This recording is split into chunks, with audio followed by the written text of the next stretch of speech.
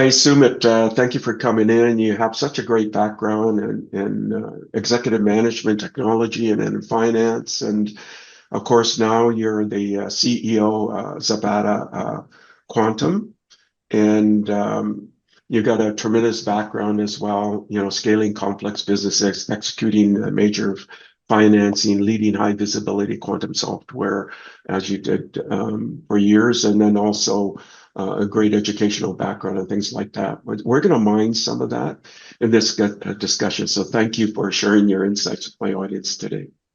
Thank you, Stephen. Really, really a pleasure to be here and looking forward to a fun conversation. Okay, so Sumit, my first question is about what are the inflection points that made this wonderful career you have?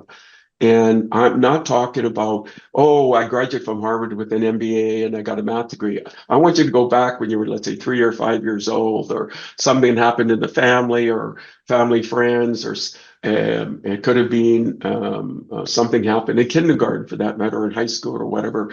What are those inflection points that, and three of them that really shape to who you are today and kind of what your focus is today and so on? Sure. That is a great question. It's a pleasure to be here. Usually I'm talking about Zapata, and I just got done with we just got done with the Quantum Tech World Conference, and I gave a half an hour keynote about Zapata and all the great things that we're doing in drug discovery and quantum application discovery in general. And now talking about myself, it's a nice shift, and it gives me an opportunity to get a little bit of perspective. So yeah, three things. First, I will say, growing up, I loved building things. I really enjoyed building things. I had my Erector set and my Legos and my, little, back in the 80s, we had little, programming tools and, 101 kits where you would connect wires and various things on a breadboard. I just loved building things. I loved standing back and saying, wow, I built that. And then going back and tinkering on it some more. So that was, I think, something early on that I'd known about myself, and I almost forgot it as I continue a little bit here. Then the second inflection point that I think was really critical, and I'll bring these things together, was debate. I was a big debater in high school, and Lincoln Douglas debate, policy debate, extemporaneous speaking. I was the president of debate at Harvard, forensic debate, and I think debate was really critical in shaping my ability to structure ideas and convey ideas in a really structured manner. The people on my team joke that, if there's four ideas on a page, Sumit's going to want three. It's going to have to be three. If there's two, it's going to have to be three. Like he always wants three ideas, and I'm not I'm not absolute on that, but in general, there should be three ideas and then supporting points. And it gives you, I think, debate, public speaking, gives you a firm grounding in how to communicate ideas, which I think is, a critical skill, especially today, because ideas have so much power in terms of, the world that we live in, and your ability to share ideas, spread them, iterate ideas together, work together to take an idea and manifest it into reality. The clear articulation of ideas is critical. And I think that, I have to, thank debate for that. I had my debate coach, Mitch Gaffer, the best teacher I ever had, honestly. He's still someone I talk to from time to time, but it's been a while, but he was instrumental in forming who I am today and my ability to convey ideas. So that was the second thing. And then the third thing, I would say is I went off to college, studied applied math economics at Harvard. And, I guess, first of all, the mathematicians, the pure mathematicians, they were brilliant. And I still work with some really brilliant PhD physics, mathematical minds to this day. That honestly, if I'm truthful, I couldn't hang with that level of pure mathematics brilliance. That wasn't, I wasn't there. I was still a mathematician, but you can imagine at the Harvard pure math department, it takes a very specific type of individual to be able to be with those folks. So I switched into an economics and applied math kind of background with a great deal of computer science, and then went off to finance, and so then started in investment banking, doing interest rate derivative trading, debt capital markets, then finally structured finance, and so kind of those three ideas floated around for a while, and it took me a while to bring those together. I suppose, I'll leave it at that, structure is really important to me. Building things is really important to me. Numbers are really important to me, finance. And so kind of those things, came together, and they've created an arc of our career that included finance and then went into, computer science and founding companies that were where I was building things, and then went back to structured finance and went back to HBS for my MBA, and then ultimately ended up in the CFO and CTO seat, and then now in the CEO seat, building things. And so, I think I've got, some dots that ordinarily don't connect. I have an investment banker background with an ability to do computer science, and generally you don't have those. And I kind of bring them all together. And I think that Steve Jobs once said, you're not going to know which dots are going to connect going in. You're gonna realize it later. And he was talking about his, I think he had some various experience with typography and fonts, and all of a sudden he's doing, Apple, and he's like, wow, we should really lean into this whole fonts and desktop publishing space, and that kind of, spawned ideas for him. So for me, having the finance background was critical in restructuring Zapata. Having the computer science background is critical in leading, some of the engineering efforts that I'm involved in. And then having an ability to communicate and articulate ideas is critical in being able to express what we're doing in Zapata. And so bringing those pieces together is a great honor for me right now in my seat at Zapata. Okay, so let's mine a little bit more about your background. So you indicated you're, I guess, always asking questions when you were really young, very curious, and that allowed you to tinker and build things, and having this idea of putting things together, maybe taking them apart. I would assume then that your family environment was very encouraging on that curiosity and exploration. And then you indicated, debating in high school, debating at Harvard, and being able to sort of think in the moment. And I call that combinatorial thinking. So taking diverse ideas, weaving them together in some kind of unified way. And so there's questioning and curiosity, running experiments, associating or combinatorial thinking in the real time, which is really essential for success today. And of course, part of that, because you have excellent communication skills, then you also have this ability to network with others, people who think in diverse ways. And you mentioned that at Harvard, you have applied math degree, and you touch on computing science, but you realize that you needed this ability to weave other elements together. And that really, the sum of all of that then allows you to do what you're doing at Zapata, right? Because understanding the math behind it, the computing science behind it, the quantum aspects behind it, together with the financial piece as well. And you did some senior leadership roles at Morgan Stanley and 3 Degrees and Tulip AI as well. And you got your, you went to Harvard Business School, right, to get your MBA. So all of those are coming together with Zapata. Okay, so you got you indicated you did a keynote. Can you maybe summarize some of the key elements of that keynote that you just came back from? Yeah, yeah, yeah.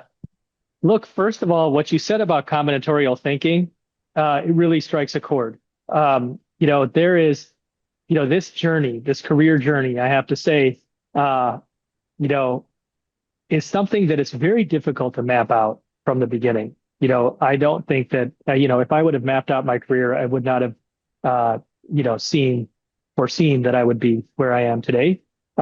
Certainly not at a quantum computing company. I think most people, their career journeys have a degree of randomness to them. And so you don't know which way things are going to go. And so because you don't know, it behooves you to collect a lot of ideas in your head that you can bring together in your concept of combinatorial thinking, right? Because ideas, when you bring them together, and they spawn another idea, then it's that much more powerful. And so for me, yes, I grew up in a very, supportive, curious environment, where, curiosity was supported, academic, achievement was supported. And, um, and so, that was really important for me. And I think that now I've collected all these dots, I call them collecting of the dots, so that now, I can connect to the dots. And sometimes you don't know which dots are going to connect.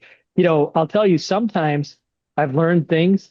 I spent the time as, both CFO and CTO of 3 Degrees, the company that I was at before Zapata. I was there for about a decade, and when I got there, it was in a great deal of distress, and we were at about $5 million in revenue, and when I left, we were $1 billion in revenue. So it was an extraordinarily wonderful, hyper scaling journey. But for a while, we were in distress, and somebody needed to close the books. Somebody needed to do the audit, and it was painful work. And I didn't, it wasn't the most glorious. And at times I'm like, why am I doing this? I'm more qualified than this. And now, in the restructuring of Zapata, we had to go through a lot of financial, restructuring. And having done that, having led the audit, having done the, individual reconciliations, non-glorious work, those were dots that I was able to use. And so it's interesting, all the dots that you collect over the course of your career, they can come together later. So I love your idea of combinatorial thinking. In terms of the keynote, the 30-minute keynote, so it was titled Drug Discovery and Beyond, from Algorithms to Validated Applications. And really, there were 3 things I talked about. Number one, as always, 3 things. As I mentioned, there's always 3 things. There were 3 things that I talked about. Number one, our perspective on the quantum application space. And for those of you who are very familiar with quantum, you're probably aware that we are making a great deal of progress on the hardware side of quantum, but less progress on the higher levels of abstraction, the software and the applications. So our perspective is that we need to make more progress up here. It's under-resourced. We need more systems and tools, and we need more connective tissue between the layers. And I can talk about the layers at some point if you ask. But that's basically our perspective on the quantum application space. Then I talked about a particular application that we were honored to have been a part of. We created a drug discovery application for cancer research, which was targeting the KRAS mutation, which is a mutation that causes 25% of all cancers, a higher number in the most aggressive forms of cancer, and actually it's thought to be undruggable. So for decades there was no impact that we could have on that mutation, and we worked with Dana-Farber Cancer Institute, St. Jude's Children's Hospital. I love the name St. Jude, the patron saint of lost causes. This is a very difficult cause, and University of Toronto, in silico medicine, and others. And we brought an algorithm that was applying quantum and machine learning in a hybrid form to develop molecules that would inhibit this mutation, and actually found a few that were worth synthesizing, and a handful that actually had showed binding activity against this mutation. So it was, from what we know, the first time that quantum has been used to actually create, new molecular scientific knowledge that is viable for treating diseases, and in this case, cancer. And so that's something we're really proud of. And so number one is our perspective on the application space. Number two is the case study in cancer research. And number three is our generalized approach to accelerating application discovery and development. And what does it mean to actually take this process of creating quantum applications and do it in a way that's more efficient and more accessible, where you don't have to be a quantum PhD. And so that's the work we do today, and we think it's very exciting and very important.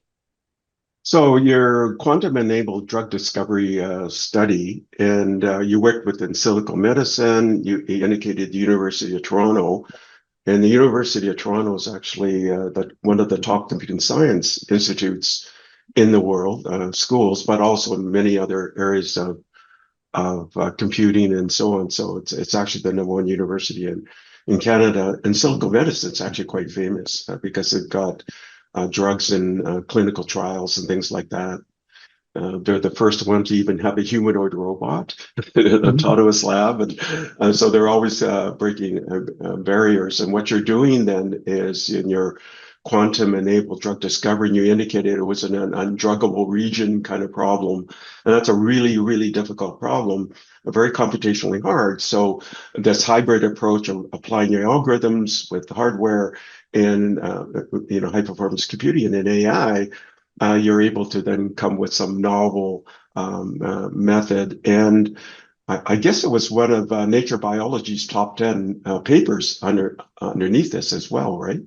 Yes, yeah, we're really proud. It was actually on the cover of Nature Biotech in December of 2025 and chosen as one of the top 10 papers of 2025 by Nature Biotech, which is obviously the most, one of the most prestigious journals in the biotech space. So that's quite a great validation that you're on the right track. And are there other areas that you're addressing as well? As, for example, are you looking at algorithms in the financial sector, maybe ones from a logistics standpoint?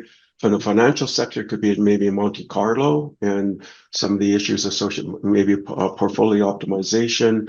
Are you also looking at algorithms from, molecular well, I guess it's adjacent, right, in drug discovery, but also inorganic or organic molecules, and for other purposes besides drug discovery. What are the range of applications that you're targeting with Zapata?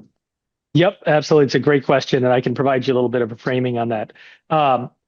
First of all, I'd say, when we look for applications, we look for applications that have three attributes. And this was a framework that we created in conjunction with DARPA. We actually were the only company that led all three phases of DARPA's quantum benchmarking program, which was really landmark work in quantum software. And so the idea there is to arrive at applications which would be good for quantum. And good for quantum means things that are classically hard, so very difficult to solve under classical computing paradigms.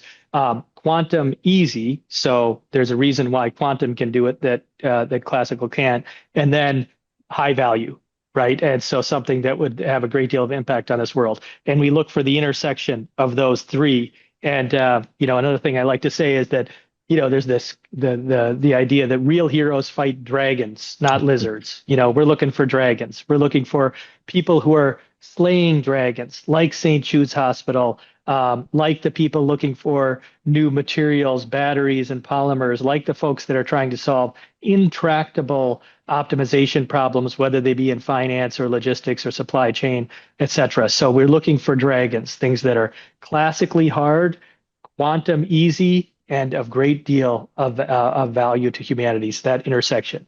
And to give you an idea of the dragons we look at, so really there's kind of two flavors of applications that we look at in the quantum space. One is quantum native applications. So quantum native applications are those that you're using a quantum computer to run Schrodinger's equation to solve the equations of quantum mechanics. And really, this is what Richard Feynman had in mind when he said, hey, maybe we could make a quantum computer 50 years ago. Literally 50 years ago, this idea came about. And here we are 50 years later, and the idea is coming, to fruition. And so really in that space, when you're talking about quantum native applications, you've got quantum chemistry, you've got quantum condensed matter physics, and so these kinds of areas where it's drug discovery and materials discovery and industrial chemicals, agricultural chemicals, batteries, superconductors, polymers, all of those kinds of things where you really need a quantum computer to express quantum mechanics in order to model out the effects and come up with new solutions to these problems. That's quantum native. And then you've got this whole area here, which we'll call quantum mapped, where you're taking a problem that is not a quantum physics problem, but it's another intractable problem, and you're mapping it onto quantum physics. And so really what those are is, things like optimization, simulation, machine learning. So optimization, you may have supply chain optimization, traveling salesman problems, flight planning, logistics, manufacturing planning. I mean, there are so many different possible ways to design a manufacturing line and so much different optimization that can happen. Manufacturing line, supply chain, logistics and networks. And so, coming up with the optimal solution is very difficult. There's just too many permutations and quantum computers are very good at that. Another problem that's probably one that everybody's quite familiar with is cryptography and taking large semi-prime numbers, the product of two primes, and factoring them. Obviously, an ordinary computer, if it tries to do that, given our current encryption schemes, it takes a very, very long time, so long that it's not even feasible, right? And so a quantum computer will be able to do that. And the day that a quantum computer will be able to do that using Shor's algorithm is what's called Q-day, and I'm sure you're aware of that. So that's a quantum mapped problem. Simulation, defense simulation, financial simulation, simulations of of materials, computational fluid dynamics. These are all simulations, aerodynamics, where you're simulating something that is very difficult to simulate in classical computers, not a quantum mechanics problem, but it's a simulation problem, and it's something that quantum computers can do very well. And then finally, machine learning. So machine learning, detecting patterns, and using those patterns to arrive at new and novel solutions to problems. And that's something that is important as well. So all of those areas, optimization, simulation, and machine learning. I have this kind of acronym in my head, OSML, OSML. Optimization, simulation, and machine learning those are all quantum mapped problems that are, very important, but different than quantum native problems, which are quantum chemistry. It's really interesting. I like this idea of three, right? Like your OSML, right? Your Mm-hmm. optimization, simulation, machine learning. And in fact, I just finished an advisory for financial services executives, and they're very curious about these quantum aligned, and not just the quantum sort of native, but the quantum aligned, because that really speaks to them. Mm-hmm. So I love the way you frame it. Earlier, you talked about DARPA. So just to give a bit of context for the audience, DARPA is this defense agency, and they fund a lot of research. And they had an earlier a US 2QC program where Microsoft and PsiQuantum made to the final validation phase, and that's after a year of due diligence. And then they launched, because of the success of that program, the QBI program, which is the one I believe you're talking about. And then what they did is 11 companies went from stage A to stage B. And you're indicating that you have a unique kind of profile and addressing that. And what they want to do is say, let's get to utility. Prove you can do utility. And they put a timeline in there, 2033, or that's kind of like the timeline. And a lot of companies are saying, yeah, we're going to hit that, and maybe even before. And then you talked about Q-day, and that's where quantum can break encryption. And this becomes a problem because of harvest now and decrypt later. So, and where entities have been harvesting data for 10 years or more, so that they decrypt and Q-day happens. And Mosca out of Canada at the University of Waterloo has already put out an advisory saying Q-day is going to happen sooner than people expected. And even Google has come out and saying it's going to happen sooner. And because you're on the algorithm side, you can be sort of hardware neutral, right? Whatever hardware wins out, whether, it doesn't matter, because you're the algorithm side. And so you're going to be part of any kind of solution to look at that. But of course, NIST has already come out with quantum safe algorithms or post-quantum cryptography algorithms. So I just want to lay a bit of context. Because I did a lot in the context, you want to add a color to my comments? Yes, absolutely. Well, first I'll start with what you said about finance. So, I think I kind of, glossed over some of the financial applications, in terms of financial simulation. There are a lot of different use cases just there in that one bucket. And one thing I will say, just as long as we're on the topic of kind of brainstorming applications, uh, when the original digital computer at the advent of the original digital computer, right after ENIAC, one of the first computational devices, was built. There was a fellow by the name of John von Neumann, a physicist, famous physicist at the time, and he was writing to the Department of Commerce for support for this novel kind of computing effort, and I believe Louis Strauss was the acting Commerce Secretary at the time, and John von Neumann said, look, even though we kind of think of these as computational devices, he said the most important uses for the digital computer are likely to be those that are the hardest to predict right now, because those are the uses that are so far afield from what is now possible, right? And even a genius like John von Neumann couldn't have predicted that what we'd be using the computer for is the internet, and for cryptocurrency, and for Zoom meetings, and for PowerPoints and word processors and videos and pictures and all of these kinds of things that are the applications today. AI obviously too. So he couldn't have predicted that. In the same way, when we're talking about a completely novel type of technology like quantum computing, which really is not only novel, but it's broad. I mean, you've got a completely new paradigm for thinking about how information is encoded and manipulated and calculated and worked with.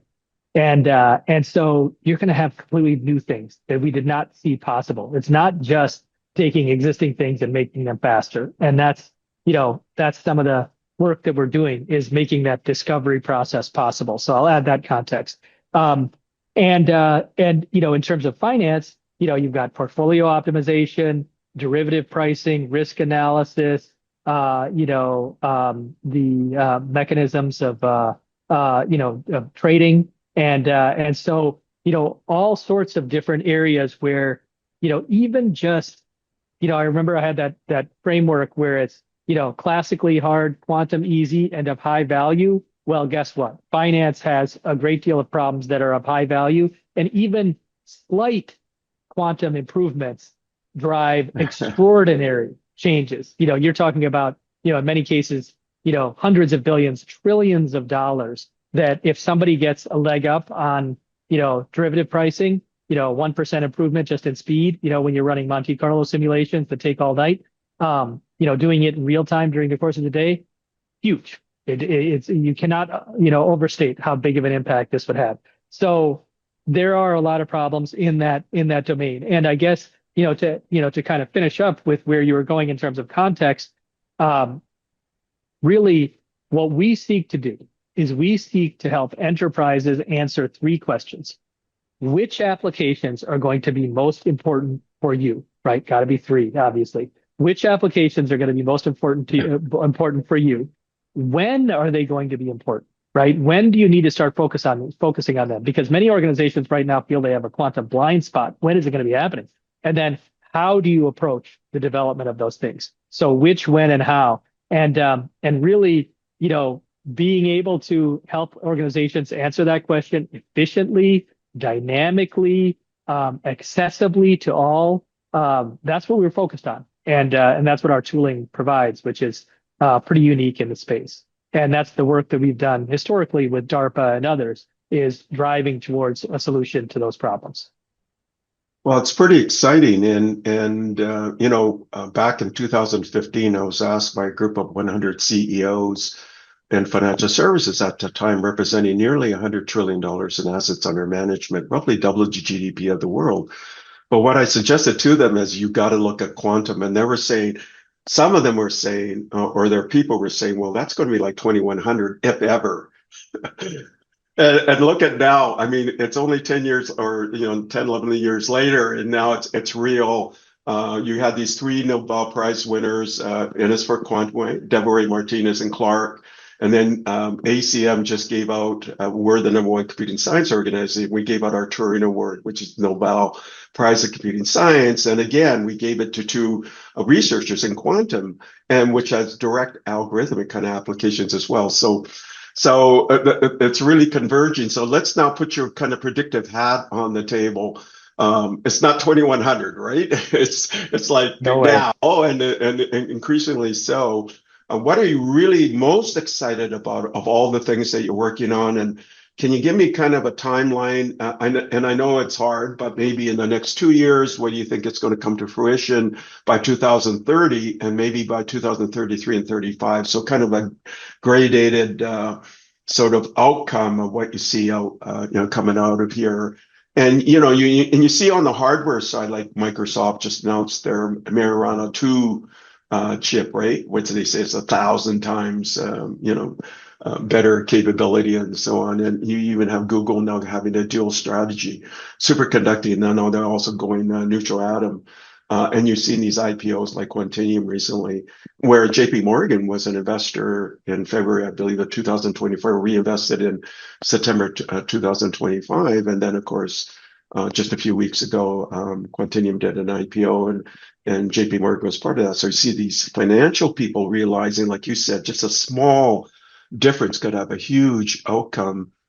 And in fact, one of the questions that came up at the advisory I did, a lot of it's private, but one of the questions was, if I'm a bank and I don't adopt this, what's going to happen? I said, you're going to go out of business.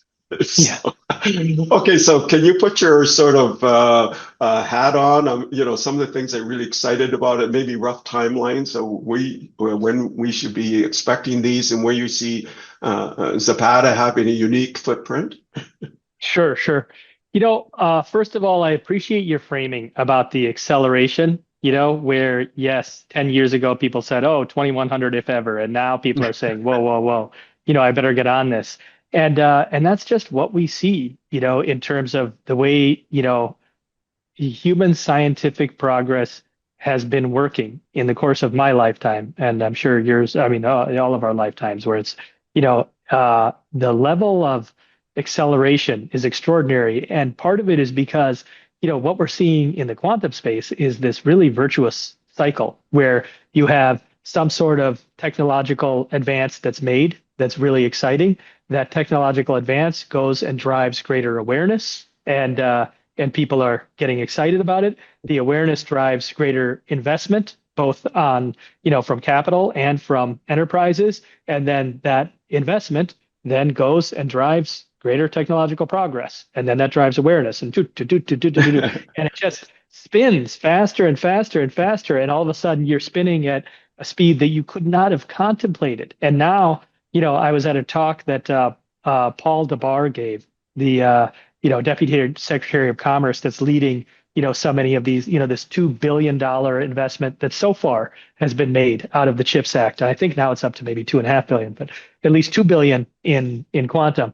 And what he talked about is, he's so happy to see the stack of quantum being built in the United States. And the way he framed it is, it's not, the stack isn't the software and the middleware and the hardware and the middleware and the software. That's not the stack that he's talking about. The stack that he was talking about is the culture of innovation, the talent pool that is being created and fostered by our educational institutions, the sponsorship by government, the interest from corporates, the investment thesis, on the behalf of capital. And so that stack is the stack that he's focused on building. And when you have that stack, it's going to drive that cycle faster and faster and faster. So we're moving way faster than anybody could have imagined because that stack exists and the cycle is moving. And so, yeah, we're there. And BCG has this idea that 90% of the advantage is going to be reaped by the 10% early movers. And I do think that's the case. And I think that, people who are slow, do so at your own risk. This is either going to be an opportunity or a threat. You get to decide. And so, in terms of your question and how long it's going to take and what's going to be the first things, going back to my framing, quantum native applications are going to be really early. I mean, that's where you're literally using a quantum computer for its native use. And so, we saw already with our drug discovery work that we're using quantum computers to generate new scientific knowledge. And so that's going to continue to happen. And so those quantum native applications, quantum chemistry, those are really near term. Next up is obviously everybody's focus on cryptography and encryption. And so that's going to be, given the amount of focus, that's going to get a lot of attention, and that's going to happen, in that kind of, who knows, 2030-ish timeframe. And so we're, not too far out, maybe sooner than that, on that thing. And then you've got the quantum, mapped applications. Those are slightly further out, but there's no reason to wait. And the reason for that is because, at the end of the day, if you wait, you're gonna, much of the IP will be developed. Right now, people are seizing, patents on algorithms and approaches. People are developing their quantum muscle. People are, starting to collect the talent. And so if you wait, kind of good luck with that strategy, because it's dangerous. And so, I think that probably the framing is quantum chemistry, very near term, cryptography, also near term, and then quantum mapped, optimization, simulation, machine learning, a little bit further out, but lots of progress being made there. And it's not something you want to wait on, because, you don't want competitors, obviously, to seize the high ground. Yeah, and Sumit, so you have the advantage because you're sitting across and inspecting and exploring all of these and questioning, observing, experimenting and piloting, doing combinatorial thinking, and connecting with diverse communities as well. And so that's the focus of your team, and making sure that you derive, and develop algorithms that are going to transform the entire space. So we're getting to the end, and near the end of this interview, because I know you also have a meeting coming up as well. Is there some area that you want to address that we haven't talked about yet? Well, I think, one thing we haven't talked about is the convergence of AI and quantum. And so, one thing we recently announced is as our partnership with NVIDIA, where we're applying agentic AI workflows to make the problem of resource estimation and quantum more efficient, which we see as a critical bottleneck in the discovery and development of quantum applications. And just to tell you why, resource estimation is really the process by which you can understand the efficiency of an algorithm. And so, if you're trying to, or efficiency of a computational solution, actually. And if you're trying to make a computational solution better, you need to benchmark it, and you need to have a resource estimate. And especially when you're talking about scientific software, which is what we're doing here. So really, we're trying to resolve a critical bottleneck in the discovery and development process for quantum applications. And we're working on it with artificial intelligence. And we've already made a great deal of progress. We've applied it to the problem of homogeneous catalysis with great results. And we'll be applying it to more areas. And obviously, with a partner like NVIDIA, we can make a great deal of progress. And so, I think AI is being brought to the fore. Another example of that is the Genesis mission out of the DOE to apply agentic AI to various fields of scientific endeavor. The language that they use is quite strong in terms of just how much potential agentic AI has for scientific discovery, and we agree. And applying that to quantum algorithm discovery, which is one of the things that we do, only serves to accelerate not only the software layer, but also the hardware layer. As you know, the hardware folks are rapidly advancing too and using AI for their purposes. So it's just really exciting to see the application of AI to the space, and that's bringing another unexpected kind of tailwind and an accelerant catalyst for progress.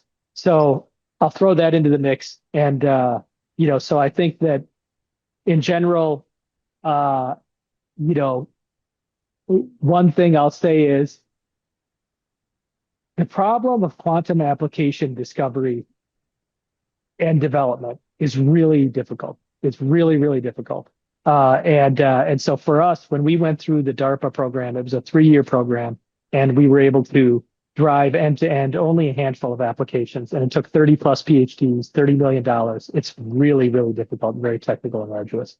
And we need to make that easier. We need to make it more systemic. We need to make it more automated, and we need more collaboration between domain experts who really understand quantum chemistry problems in drug discovery, who really understand where the issues are in financial optimization, in portfolio optimization, in derivative pricing, in logistics, optimization, simulation, defense simulation. We need the domain experts because there's a lot of technical information there that needs to be connected with a lot of information about the potential algorithms. And no one brain, we have some smart brains. They know a lot about the algorithms. They don't know as much about the domains. And these domain experts don't know enough about the algorithms. And so more communication there is really important. We're happy to be the hardware agnostic layer for quantum. We're literally the only US-based publicly traded hardware agnostic quantum software company, and have done some of the most prominent work in the space. And so working with other folks who are domain experts to advance quantum and bring to bear our quantum platform and knowledge for their problems would be a great honor. And that's the work that we're excited to do and will be continuing to do. I mean, earlier you talked about really the flywheel effect, where you get all of these converging forces and they're accelerating each other. And that's where you're getting this exponential discovery and applications coming out. You're also talking about the interdisciplinary part of that. And you are the poster child for interdisciplinary and transdisciplinary work, because you have to understand all of the different domains, bring all the parties together so they can collaborate and communicate. And you can then accelerate the discovery and the algorithms that you're producing within Zapata, and you've given some great use cases. You earlier talked about NVIDIA, and it's interesting. It wasn't that long ago, maybe a year and a half ago, where Jensen got into a little bit of trouble because he was saying quantum was way off, and then he literally turned around and said, "No, I was wrong," or "That's my interpretation." He said, "Basically, I'm wrong," and we're doubling down. And in fact, he's come up with Q to Q and MVQ link, and he's which are ways to accelerate particularly on the hardware side as well. So it's really interesting, and you're working with them, as you mentioned, on the agentic AI area and on the kind of the resource estimation aspect, and which could be a difficult problem. So if you had one final sort of recommendation to the audience, what would that be? And what questions you want to leave the audience? So kind of a two-parter, recommendation for the audience, and maybe questions they can ponder as well. Yep. I would say, the biggest recommendation is, get involved. It's the water's warm. Come on in, and we would love to, be your helper. We say that, as I said before, real heroes fight dragons, not lizards. Our customers are the dragon slayers. Our role is simply to be your squire, bringing a little bit of magic and quantum magic to the table. And so, working with folks, understanding what's going on is going to be critically important. I think Richard Feynman said, if you think you understand quantum physics, you don't understand quantum physics. And that was from one of the greatest minds of all time. And that's the way it works. Quantum physics is very, very difficult to understand. And so for you to understand, which algorithms are out there, what potential solutions are out there, it's going to take some time to build that quantum muscle. And so building that quantum muscle is important. And doing it in a way that isn't just, um, just a simple proof of concept. I mean, you don't want just one POC. What you want is an ability to resolve the quantum blind spot and understand the timeframes under which you can answer, which applications, when are they going to be useful, and how to approach it. And I think that which we call quantum application intelligence, getting that is going to be really, really important. So I would say that, resolving your quantum blind spot is important, and getting yourself some quantum application intelligence is important. And Yeah, so I think that, you know, working on it now is exciting, and you're going to need to partner. Is the other thing. And it's not just us, not just partnering with us. You can partner with lots of folks, but it's a complex field, and being able to bring in all of the different pieces of knowledge that you need to bring in to do the combinatorial thinking in your terminology that will allow for the creation of these, transformative applications is a worthy endeavor. And you're going to need lots of help doing it. And so coming in, going to conferences, understanding it. If you've got in-house talent, that's great, but also you don't need it. And doing it in a scientifically rigorous manner is important. So that's a lot there, but I guess the big picture is get involved, and we can do amazing things together. And then, so that's sort of the recommendation to the audience. In other words, get involved and just keep in mind, I mentioned the financial services sector. JP Morgan has been at this for over 10 years. I estimate now, over 50%, or this is even being published, over 50% of IP generation in that sector is theirs. 60% of all hires is actually with them, and they've committed publicly to 1.5 trillion in infrastructure, which quantum is part of that. So maybe there's a sign there that you shouldn't wait. You should get involved, right? Okay, Yeah, totally. so the last part is there any questions you want to leave the audience, like questions that people should be asking themselves? Yeah. I guess the biggest questions are, first of all, how do you make the effort efficient? I think that everybody wants to do something here, but how do you do it in a way that doesn't stop and start, where you're committing resources and building up a team, but then, deciding that you have to scale it back. You don't want to create kind of a choppy approach. You want something that's more resilient. And so, to that end, plan for, a bit of a longer journey here. It's going to take a little bit of time to get, quantum, for the time we have fault tolerant quantum computers. So, kind of think through it, and ask yourself, what's the level of resources that I'm going to be able to commit, on kind of an ongoing basis, even though it's going to take a little bit of time. And to that end, you're going to probably want to lever it up with some help.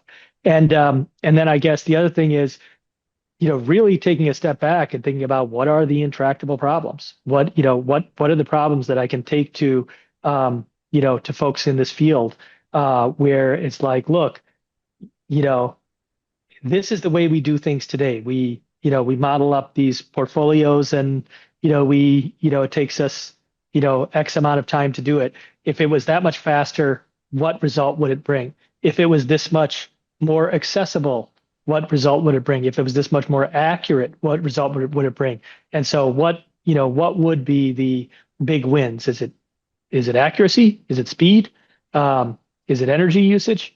Is it accessibility? And really thinking through what are the potential, kind of use cases, because that's really the kind of imagination we need, because we need to find the problems that are most intractable to be able to find, apply the new tools.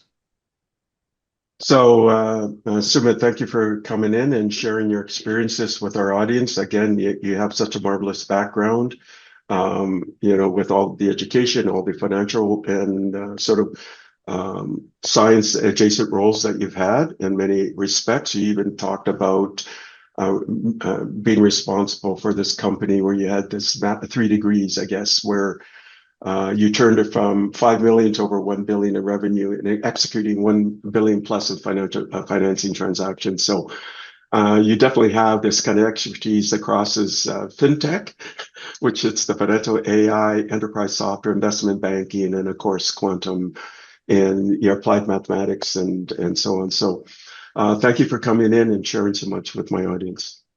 Stephen, thank you so much. It's been really fun. I hope we get to do this again soon. Thank you for listening to the Brand Called You videocast and podcast, a platform that brings you knowledge, experience, and wisdom of hundreds of successful individuals from around the world. Do visit our website www.tbcy.in to watch and listen to the stories of many more individuals. You can also follow us on YouTube, Facebook, Instagram, and Twitter. Just search for the Brand Called You.